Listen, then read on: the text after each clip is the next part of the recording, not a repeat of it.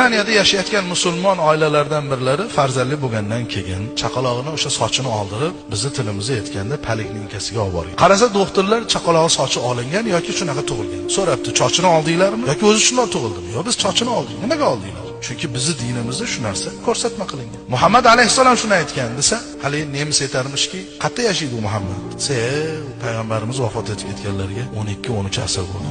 Shunda o'ylanib qopti haligi doktor. Sochi bor chaqaloq bilan sochi yo'q chaqaloqni o'rganishibdi. Ko'rishda, eshitishda, anglashda sochi olinmagan chaqaloqdan sochi olingan chaqaloq ziyragroq ekan. Shunda aytibdiki, "Men seni diningga kirdim." Bugun biz turli xil ixtiro qilingan texnika vositasi ortida shu bir ilmni kashf qildik desak, 14 asr oldin o'tgan Muhammad alayhissalom bu narsani aytib ketgan ekanlarmi? Demak, u zot haqiqiy payg'ambar ekan, sizlarning dininglar haqiqiy ilohiy din ekan deb bir necha doktorlar islomga kirgan.